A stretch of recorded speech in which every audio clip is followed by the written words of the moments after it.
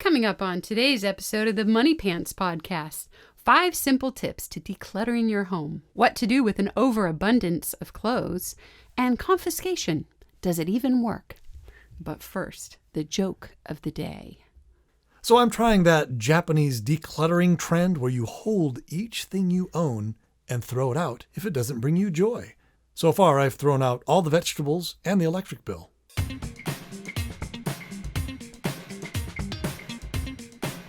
Hello, everybody. Thank you for tuning in to episode 4 of the Money Pants podcast. We are your hosts, Hannah and Fontaine Judd, and we're the proud parents of 7 sons and 6 daughters, ranging in age from college student to toddler. We are both BYU graduates and the creators of Money Pants. Head on over to CaptainMoneyPants.com to learn more about what we do and what we're all about.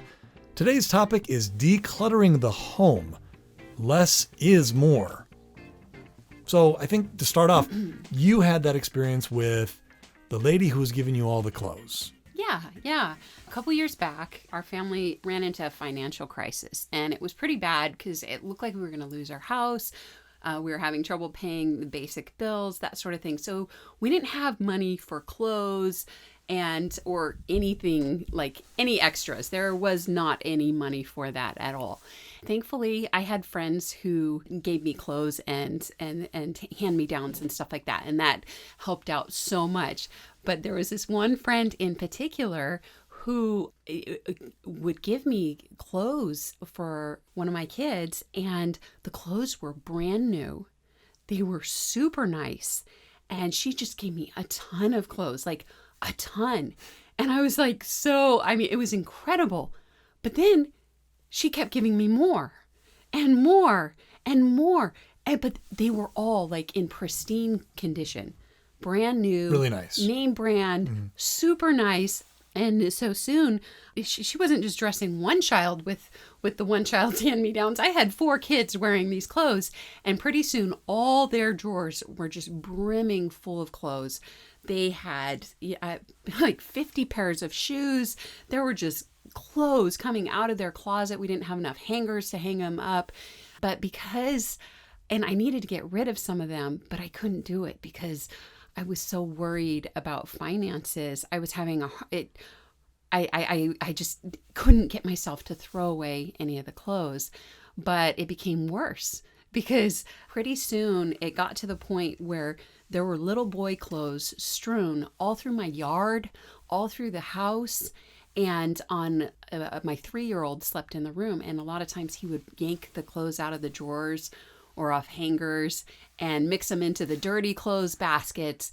And so then we couldn't tell which clothes were clean, which ones were dirty.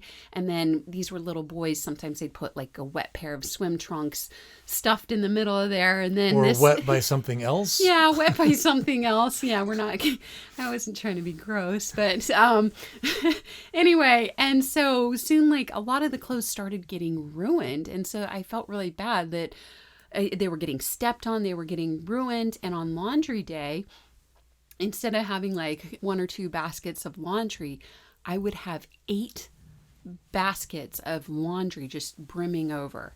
And the little boys, they couldn't find anything. Their clothes were dirty, didn't quite smell right. And I started realizing they couldn't clean their own room. It was too overwhelming. Previously, I would always have them clean their own room, and they could do it. And they could no longer clean their own room. And this kind of came to my attention when this one lady who had a large family like mine, had a pristine house. And when she was asked, hey, what's your secret? How's your house so clean? You have such a big family. How are you doing this? And her big secret was this. She's like, I set a strict limit on how many clothing items my kids can own. And that's in that way, that's the only way I can manage. And so you think she was probably a little overwhelmed at some point and realized they had too many clothes? And yeah, was like, okay. I think she maybe ran into the same problem I did. I'm like, okay, I see. But it just wasn't manageable, and all the clothes were getting ruined, these nice clothes. It would have been better for me to have donated them to somebody else so they could have enjoyed nice clothes as well. And I realized I made a mistake. And so but I needed to fix the mistake. So without looking at the clothes, I made a list of what I thought would be an appropriate amount of clothing for, a 6-year-old and a 5-year-old. And so I said, okay, you can own one church suit, 2 church shirts, a tie, 1 pair of running shoes, 1 pair of sandals, and 1 pair of church shoes. You can own 1 pair of swimming trunks, 5 pairs of shorts, 5 pairs of jeans, 10 shirts, and I made a list like that. Mm-hmm. And then I took all these clothes, whether they were dirty or they were all dirty. They were all over the floor. It said, grab everything. Just grab everything, whether dirty or clean. Just bring it in the living room. Made a huge mountain of these clothes. And then I had the 4 little boys in there, and I brought in their older buddies to help me out. And so each of them had an older sibling and themselves. And I said, okay, look, you are allowed picking out. I gave the list to each one of them. I said, you can pick out these many items. And you can put them into your basket here. Here's a laundry basket for each one of you. Mm-hmm. Collect up these items, put them in there. And so they did that with the help of their sibling. And then what was left, I took it, I washed it all, bagged it up, donated it. Wait, so they had a limit of how many clothes they could pick out of this giant pile. Yeah. And each one of them, with the help of their older buddy, picked out their favorite things. Yeah. And you said, okay, you can only have 5 and 10 and whatever the numbers were. Yeah. And that was it. Yeah. And then whatever was left over. But even then I made a mistake, and I have a confession to make.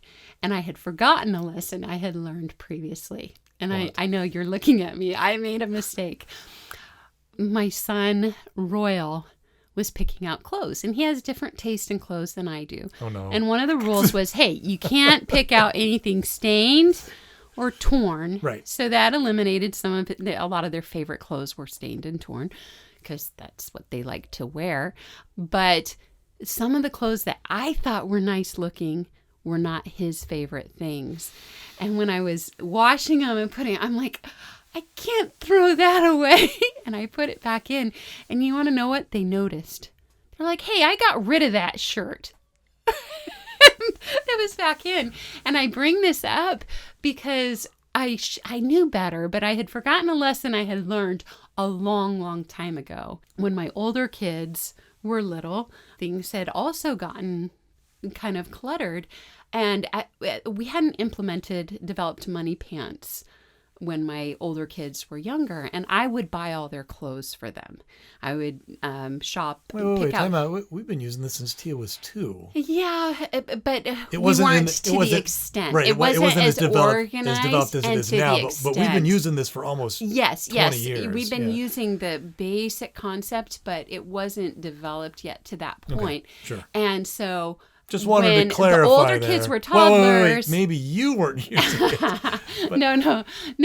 But I would buy a lot of their clothes. Right. Okay. And sometimes I would pressure them into, oh, you want this? You want this is pretty. You want this, and and I would try to push my ideas of which pair of white church shoes they should pick and whatnot. And that was a mistake because I remember in particular this one dress that was white and purple and had a bow on the front, and I thought it was so pretty. My kids did not like it. Well, yeah, Caleb doesn't like dresses. Stop it. It wasn't Caleb.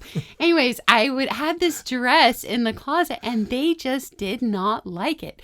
And they did not want to wear it. Did you buy it for them? I think so. I think I bought it at a garage sale. White and purple? I would go to garage sales and in LA. Burbank they had awesome stuff. Yeah, they had that. really nice garage sales there. So I had bought them these clothes that I thought were just gorgeous. And a lot of times my kids didn't like the things I picked out. But I would keep them there in the closet and I'd be taking care of them. And finally I'm realizing, wait a minute, these are clothes I like. They never wear. And I'm having to keep these and wash them or, take care of them. And they don't want them. And I'm keeping all these clothes unnecessarily.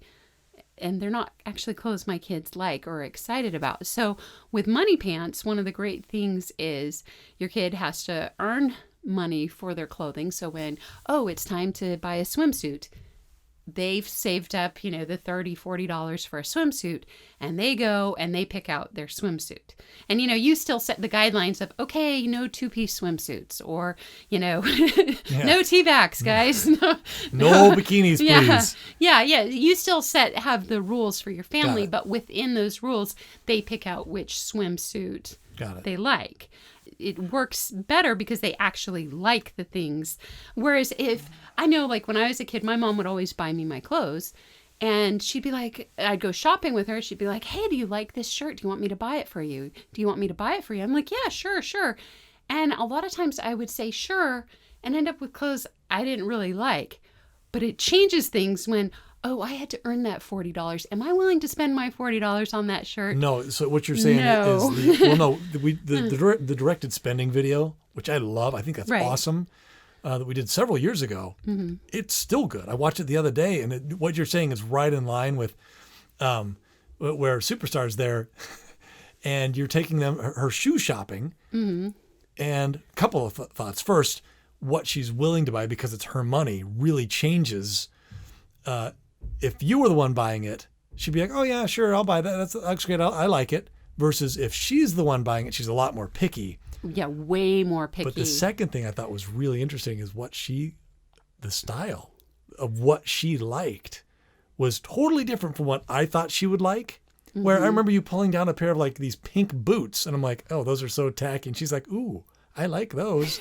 Yeah, where that's her style. Which is funny because that really was her style. She would dress that way. But I also remember, though, having this discussion with other parents where they hated, for instance, and this isn't our family, but other parents, the mom would be like, no, you cannot have Hello Kitty. And I remember thinking, of all the battles to pick with your children, really, that's the one you're going for? Like, of all the battles that you're going to have with your child growing up, and you're going to make it about Hello Kitty? Yeah. Well, I have rules like, okay, I don't want skulls and stuff on your clothes. Well, no, it I can't don't be want offensive. something offensive. I don't want something in my house. But Hello Kitty, that's a style. It's a style and thing. I'm extremely practical on this point where I'm like, you know what? It has to be modest and it has to be clean. And that's kind of where I draw the line because I'm not willing to fight the kids. And here's the cool thing, though, is if your kids if that's really their style, what are you going to do if you're the one contradicting them all the time? You're going to undermine their sense of style, and they'll be like, well, maybe I'm wrong. And undermine their confidence in their own choice. But secondly, if that's their style and it's really goofy, one of two things is going to happen. Either A, their friends are going to straighten them out, or B, they're going to buck the trend and do whatever they want anyway. No matter what, it's better than you kind of jeopardizing your relationship with your kids by kind of forcing your style on them. Well, it's also fun, like when you go shopping with them and they have their own style where, like, what Superstar chooses to wear. Well, Superstar likes the bling. Right. Just anything with like a bling. Statement piece and a bling. Yeah, sure. Whereas Ruby never in a million years would wear the colors, the clothes, the patterns that Superstar wears. And in fact, like when I took her shopping, and, I'd pick out shirts. She's like, oh, I really don't like shirts that have writing on them. I just think it's tacky. And she just wanted... Completely different sensibilities than Superstar. Yeah, completely different. But it's kind of fun to see what the different styles are and let them develop it within boundaries. And I realize we've kind of gotten off track, but it kind of applies to being decluttered. Is let your kids choose. So that was the point. Is but when they're having to pay for things, they're a lot more picky about what they bring. Well, also when they're throwing things away or what they're keeping. Yeah. Let them. Your point was to let them kind of decide what to leave and what to keep. And one thing I do because as a kid, I had a lot of trouble, and even as an adult, I have a lot of trouble throwing things away. Mm-hmm. That's just kind of my personality, where I get emotionally attached to things because they remind me of stuff, and I get emotionally attached and to my clothes that I don't even like. For some reason, I get emotionally attached to things. And so I didn't want my kids to have that problem. And so I would actually, like when they'd go shopping, I'd say, hey, I'll pay you money if you bring me, you just bought 8 items. If you bring me 8 items out of your closet that you don't want anymore, I'll pay you, 25 cents per Didn't we do item. like garage sale prices? Yeah. So- I'll give you 25 cents per item. You find me eight items, And that'll we would offset do the cost that. of their new items. And so, yeah. And it was stuff they didn't want anyway. So that's how I had done it before we ran into the financial crisis. Oh, and I thought that was really clever. It worked really That was really well. clever. You're And like, it okay, helped them make the decision. You just bought 5 new shirts or whatever. Yeah. If you go get me 5 shirts from your closet that you don't want, Yeah. I'll pay you for them. Or And 5 they're like, things you don't want from your "Heck yeah, closet. all right. And we'll donate them or throw them away, whatever needs to happen. But that helped. It took the pressure off of me, because they would then go to their closet, go through it, find the items, and then bring them to me. And so then they were having to make the decision of, okay, what do I want to get rid of here? What is extra? What can I get rid of? And I'm like, that is such a good exercise for your kids. Oh, right. To go it kind of through. developed the decision-making process. Yeah, being able to make that decision, where as an adult, that's still something I struggle with, is making the decision as to, okay, what can I know I don't like all these clothes. I know I have too many. What do I get rid of? Whereas I see my young kids who have grown up that way, and they have no problem making those decisions. And so that's something you can cultivate at a young age. And it's better, instead of putting that all on yourself, involving them in the decision process. It takes a little stress off giving of them a you. little motivation, but involving them in the decision process. But also, it doesn't hamper the relationship. That's a really good point. Where Yeah. And I remember You're actually rewarding them. I remember when I was a kid, and I thought this was silly. I read a Mad magazine where it was like the top 3 things that frustrate you, and one of them was, I don't remember the rest, but one of them was when your mom throws away your favorite pair of socks. And I was like, what? But now that I have kids of my own, and we've had to declutter the house, I totally see where that would kind of I don't know what the term would be, jar the relationship. Yeah. Where, I hate my mom because she threw away my favorite shirt or my favorite jean jacket or my favorite skirt. Yeah. Or my favorite pair of cleats or whatever. And instead, by doing this and leaving the onus on the kid, they're the ones that decide, I don't use those cleats, I don't want those cleats, and I'm getting $1 for them from my mom or 50 cents or whatever. Great. So it kind of salvages the relationship in a way. I'm sorry. You mentioning that just brought up a sour memory. No. Teenagers, they're a little difficult. Some are more difficult than others. And I had a rather sassy daughter who was sneaking and buying clothes that were not within the dress code. And I had told her if she did that I would throw the clothes away. If there were short shorts, with the...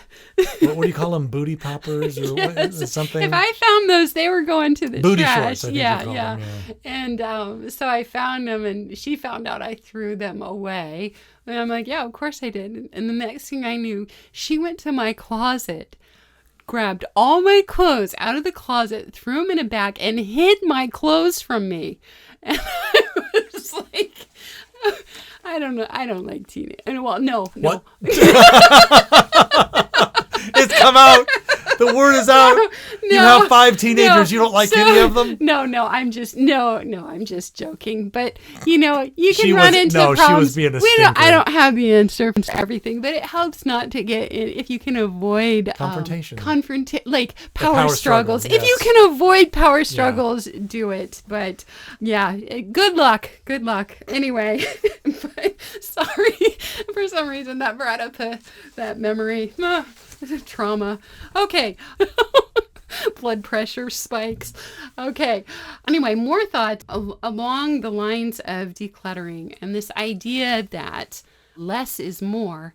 I thought of when we moved into our house. We moved into this. We had been living in a 1,300 square foot house. Not even that, but yeah, it was small. And then we moved into a 5,000 square foot house. And it was wonderful because we had a space for our family. We weren't all crowded in. It was much, much nicer. But we started filling up the drawers and cabinets is the thing. Because it was this big empty house. We didn't have stuff to fill a house this size. And so we found that we started keeping more stuff that we didn't actually need or want Or use. or use. But also, the other thing about having a big house that I noticed was it's so much more work. Having an acre lot and having all, like, mowing alone, and doing the yard work alone is huge. Mopping the floors, it's a much bigger job. Right. Taking care of a huge property. It's more expensive, it's more work, it's way more time consuming. And even though we have a large family with kids who are hardworking and everyone contributing, we can barely keep up because we're not hiring anybody to help out with these things. And so a lot of times I think I look at other people who live in houses the size of my house, and I know they don't have 13 children, and I'm like, why would you do that? Why would you do that to yourself? That is so much work and so much responsibility, and you don't even need it. And so the same thing I want to be a slave to my house and just constantly have to clean it. Like, yeah, I don't why understand. would, if it's you and your husband, don't live in a 5,000 square foot house, Well, that that's was the just odd thing is stressful. the people we bought it from had one kid. Yeah. And so that poor girl had to clean everything, and the poor mom. you're just a slave to your house. Yes. And so the same, don't own stuff that's more than what you need because you end up becoming a slave to it. Okay, so here's kind of the opposite thought, though, is that, well, what about in times of emergency, or what about storage, and what about thinking about the future? Where does that come in? Right. Where okay, I'm going to go bare bones, and I'm going to back up a second here. Before we moved into this giant, wonderful, amazing home that we live in now, that actually fits our family for the first time in our marriage, before that, we lived a very Spartan life, out of absolute necessity. Yeah. I remember Triple bunk beds. triple bunk beds. In Burbank, we had a 900 square foot home. We had 7 kids, and we lived there. Yeah. And there was just no place for anything. There was just no room for anything. It just wasn't. Then we moved to Rosemont, and we had a 2 bathrooms. couple extra 100 square feet. We had almost 1,300 square feet, not quite. But even then by then we had 10 children, Yeah. and it was just, again, there was no room for anything. Where the garage was very neat. I didn't have the tools that I had were all carefully in one spot, and I didn't have extras. And each of the rooms, you only had a certain amount of clothing, and you had your own bin for your other stuff, and that was it. And Yeah. because out of absolute necessity, we lived a very, and I hate the term Spartan, but that's kind of what it was. A very trim lifestyle. Yeah, trim. Because otherwise, if we allowed too much stuff to be in the house, you couldn't relax in the house because the house would come in at you. Yes, and you've met people like that, where they have too much stuff and the house literally is coming in at you. Yeah, and I can't stand that. And that's one thing you and I definitely have in common, and I'm very grateful for that. You are not a clutter-loving person. You're not a trinket person. It stresses me out. And I go to people's homes where they do have that, and I'm thinking one of your friends in particular, I'm not going to name names, but they have all that. They have just stuff everywhere. And it stresses me out. First of all, because I'm looking at it going, well, that's going to get broken. Oh, that's going to get broken. That's going to get lost. That piece isn't going to fit. And I don't want to clean that up. What if my toddler touches that? It's just so stressful for me going to their house. Whereas me, I'm just more of a, I don't know, just kind of a bare bones type, but not really. I like a beautiful home and artwork and decorations. I like our house right now isn't decorated to the degree we would like it. But I like it being, Spartan's not the right, I'm trying to think of the right word. But simple. Maybe that's a better term, where I like everything just to be simple. Well, you have to know what you're willing to do. One time when I was a kid, my dad took me to a little old lady's house, and she had little crystal figurines. Mm-hmm. And she had them all through her house. Like every table, all these shelves were up, the windowsills, every nook and cranny had all these crystal figurines. It was like going through a museum. It was incredible. Like she didn't have a very big house, but the whole thing it was like just a lifetime had collection of a lifetime, things? of these crystal sparkling little figurines, and it was really great. But I was like, I remember as a kid thinking, you'd have to dust every single one of these on a regular basis. How does she do it? Even as a kid, you thought that? Yeah, I'm like, how would you clean this house? And I didn't ask her that, but I was, Hey, lady, how you have do all this great you, stuff. How do you clean it? how do you clean? And then you stress her out. She's like, wait, what?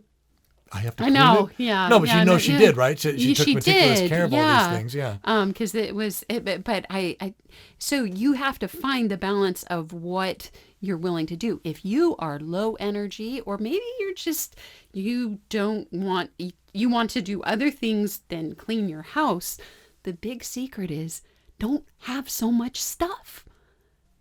Well, I guess that's It's kind like of the point. easiest. Yeah. It's like the cheater's way around it. Just don't have a lot of stuff. Don't buy a lot of stuff. Don't have a lot of stuff.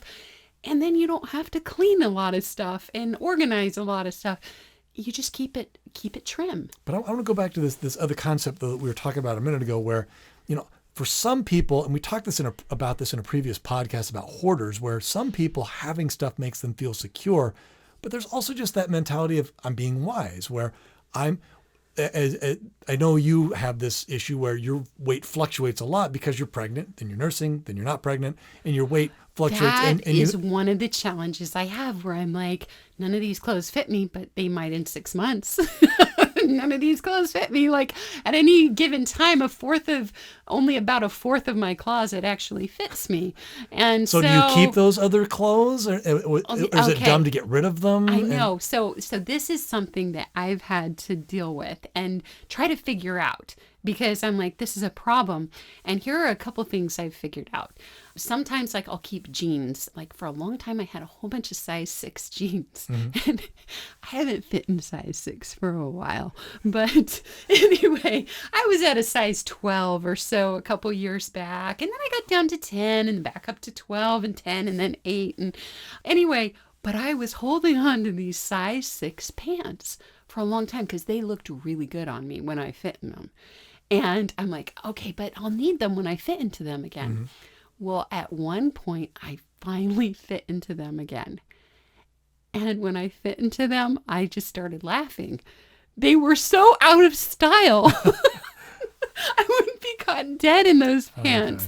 Okay. And they were bell bottoms. And that was just not, anyway, it wasn't in style anymore. And I realized that it would have been better if I had donated them, because while they were still in style, and that way somebody else could have enjoyed them and put them to use. Because I ended up donating them anyway when I finally fit into them again. And so that's one thing to keep in mind, where you're like, this is a beautiful piece of clothing. I don't fit into it. Well, but somebody could enjoy this now while it's still in style. Yeah. And then another friend of mine once said to me, because I explained the same dilemma, she goes, well, if you lose 30 pounds, shouldn't you celebrate and go buy yourself some new clothes as the reward? And I was like, yes, I should. You're probably right. So that would be a fun way to go, wow, look at me. I worked out. I want to talk a little bit, though, before we wrap up, about some practical, like, this is what we do. This is what we found works. We've kind of touched on a few things, but I wanted to talk just briefly about just the practical things that we found that help us keep our home decluttered and help us make our job easier with running the home. And one of them was what you just said, where donating stuff you're not going to use. Yeah. And realizing somebody else could use it now. And I was thinking, worst case scenario, you can go to DI and go buy it back if you really know about it. Right. But with regards to, and when you're donating stuff, I'd had a couple of thoughts on that. First was, if you don't know, like if it's no good, like if it's torn or moldy or nasty or bug infested, and we're not just talking clothes, we're talking pretty much anything that's cluttering your home. It could be dishes, it could be tools, it could be bedding items, it could be clothing. If it's in bad shape, probably need to turn it into rags or throw it away. Don't donate garbage. Having been on the receiving end of people giving my family garbage, and I was grateful that people were being kind and thinking about my family, but some stuff that was donated to me actually made my job worse. Well, because we didn't have money to pay for extra garbage. Couldn't do extra garbage pickup, and some of it had bugs, which ended up infesting my house and destroying other things that I had. And it actually made the problem worse. Yeah, and that's rare, but But again, I don't want to sound but ungrateful. sometimes it's a mentality of, oh, if they're poor, they'll use this anyway. But if it's dangerous in any sort of way, I couldn't use it. Just It throw destroyed it other away. things that I had, and I didn't have the ability to get rid of it. Yeah, So- a lot of times if somebody's poor, they don't have the ability, they don't have the money to pay for the extra garbage pickup. And so it actually ends up being a burden. So you got to be careful, mindful of that. One trick I have is if you're not sure if something is a donation item or a throwaway item, here's a quick way to find out. Put it at the end of your driveway with a free, if you're decluttering, just put the stuff at the end of your driveway, free stuff. And it's amazing. People come by and pick through your stuff and grab out the stuff that they want. It's good. And sometimes it's surprising because things that I was sure was garbage, people pick up and need, have a use for. One man's garbage is another man's treasure. Yeah. But if you're, if you're unsure, just put it at the end of the driveway, leave it there for a couple of days. By the end of a couple of days, put the rest of the stuff in the trash. No. Whatever's left is garbage. Yeah, whatever's left is garbage. People have already picked through it. Now, we have a unique situation. We're basically in between 3 schools. So we have all sorts of people walking past our house. That may not work for if you're in a But secluded if you have area. if you even have remotely high traffic in wherever you live, and for some reason we've always kind of been in high traffic areas. Yeah, what's with that? I don't know. It's easy. We just put it out to the side of the road, and pretty soon it's all gone. Yeah. Or if you know somebody who lives in a high traffic area, say, hey, can I leave my pile of things in front of you? And after 3 days, I'll come pick up whatever's left.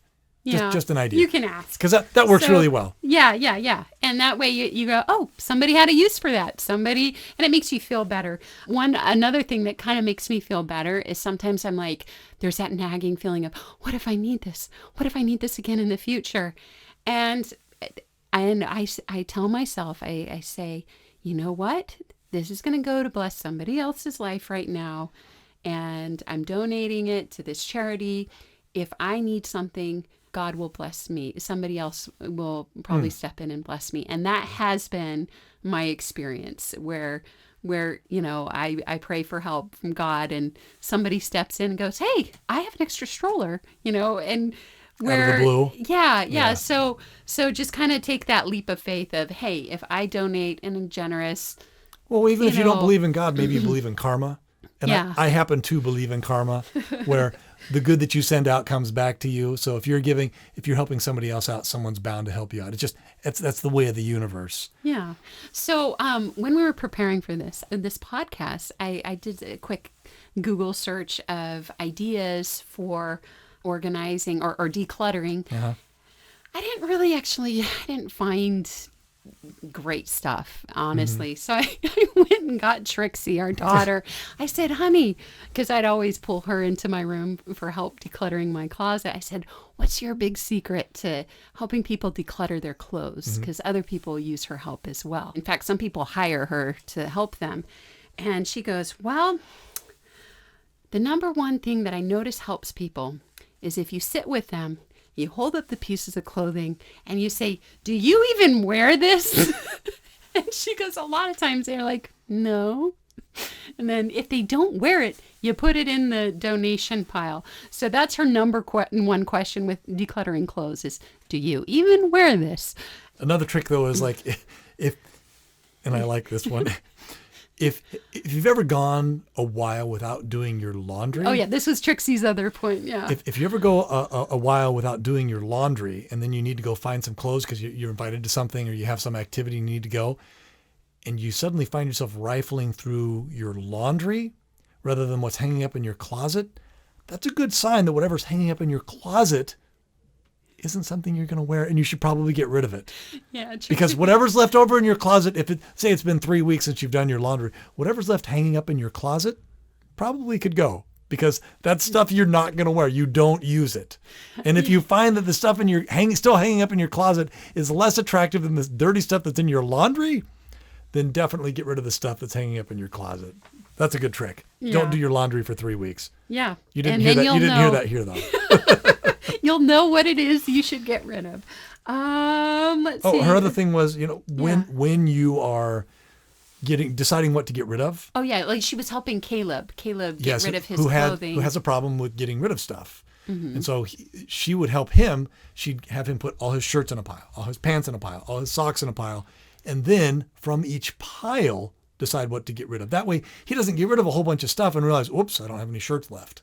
Yeah, I don't have any church shirts. Or so she had him create piles, kind of like categories of church all shirts, your running shoes, all collared your shirts, sandals. workout shirts, then basketball shoes, and cleats, and then shorts, and then pants. And well, then you can, because then you know that you're making, you feel confident, more confident about your decision. Yeah, because you like, know everything. This is all that I have. Yeah, these are the ones I want to keep. Those can go, and I have plenty. And you feel more confident about your decision. And so that really helped Caleb out when Trixie was helping him declutter his closet. Well, and that also helps. Not just with clothing. That actually applies to pretty much anything in the house. Like that could also apply to dishes or dish utensils. We just recently cleaned out one of our drawers that had all these utensils, and we couldn't find a single thing in there. You're looking for the pizza cutter, and you have to dig through. I don't know what half those tools are. I wonder how many minutes a week we spent digging through that drawer. They'd also get damaged because they're all in a big jumbled mess, and then, or you could cut your hand because some of the stuff's sharp. Or maybe you're in the garage and you've just got. I was thinking about it. I helped a guy clean out his garage one time, and he had, I think, like 8 or 10 speed squares. And most of them were damaged or worthless, but he couldn't find the one that he needed because he just had so much stuff. And so, he would end up spending all of his time rifling through all of his garbage to find what he actually is looking for. Whereas in this case, if he had just had 1 or maybe 2 speed squares, it would have saved him a lot of time and energy.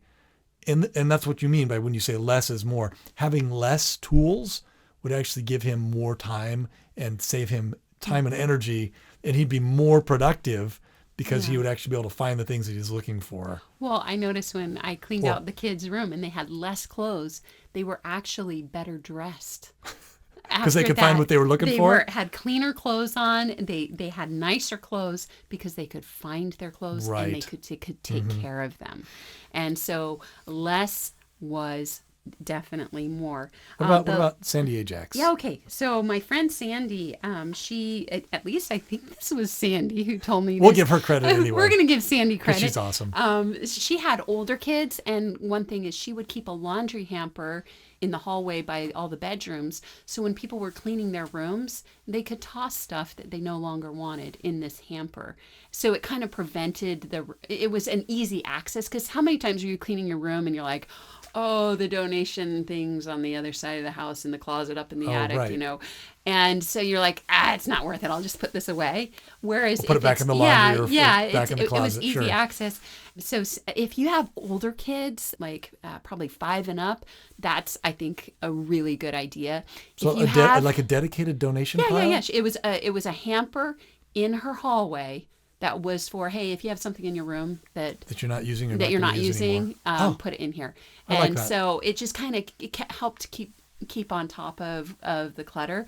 Unfortunately, I don't think that works for people with toddlers, and here's why.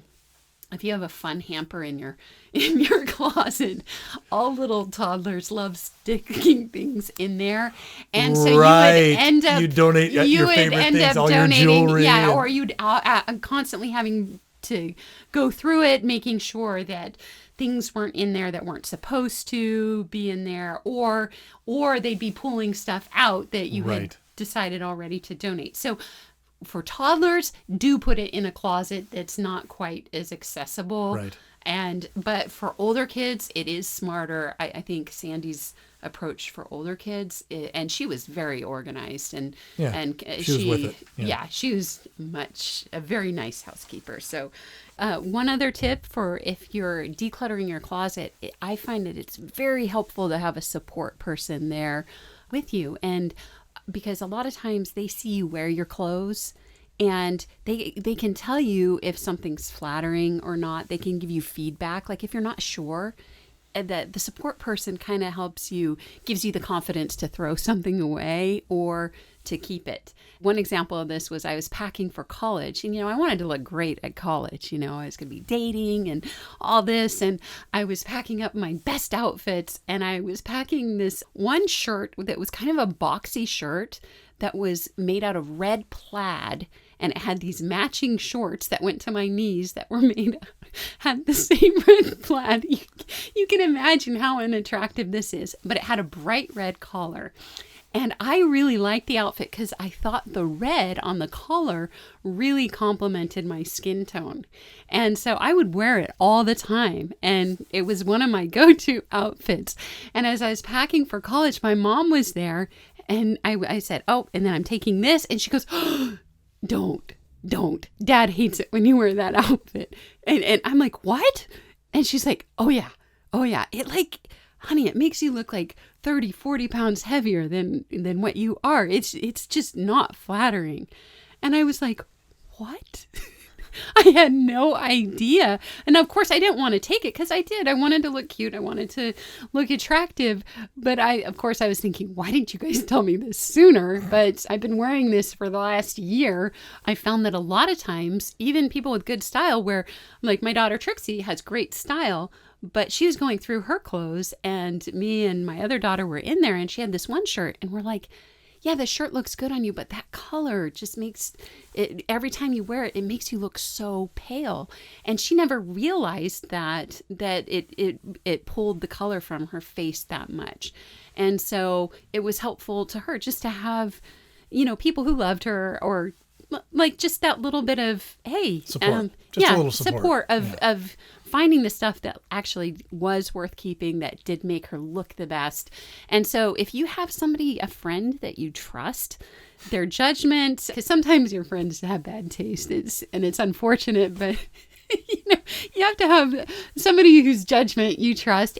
It's really helpful to have them there when you're going through the process, especially with clothes, decluttering clothes. The last thing I wanted to talk about was something that I tried many years ago with varying degrees of success.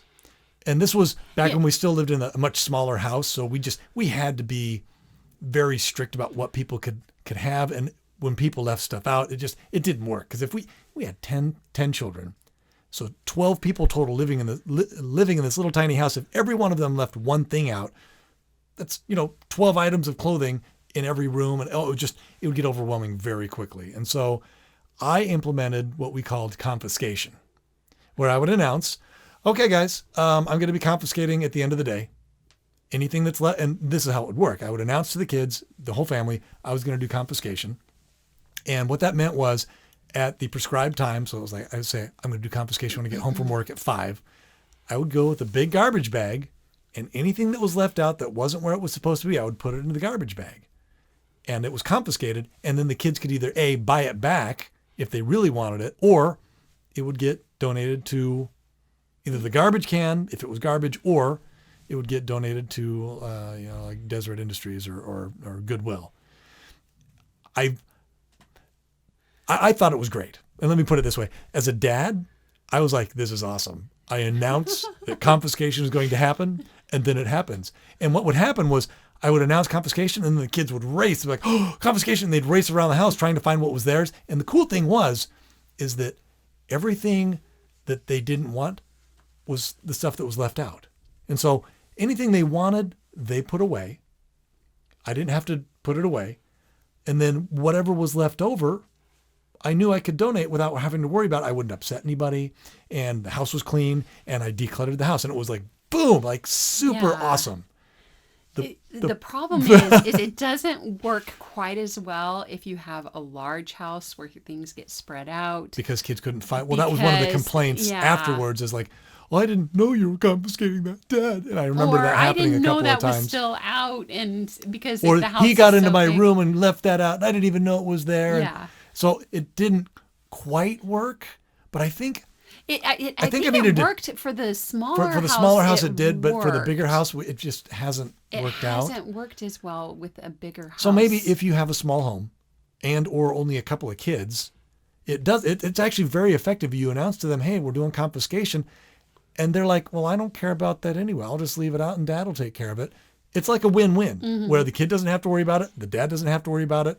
And actually win-win-win, because the kid gets rid of their stuff they don't want. The dad gets the house clean, and somebody at Goodwill gets something cool. Or you can flip it around and say, hey guys, today's donation day. quick points for every item you bring me. Reframing it. Yes, You can earn money today by bringing me things from your room or around the house you don't want anymore. And so you can reframe it that way and make it this exciting day of, I can boost my points. But anyway, these are just the food for thought. But the overall concept is, when it comes to running your home, managing your bedroom, and your garage, or your yard, or your kitchen, keep in mind, less is definitely more. And that's it. Thank you for tuning in. Enjoy another song from the inestimable Falcon Jasper. This one from his album, Honoring Falcon. See you next time.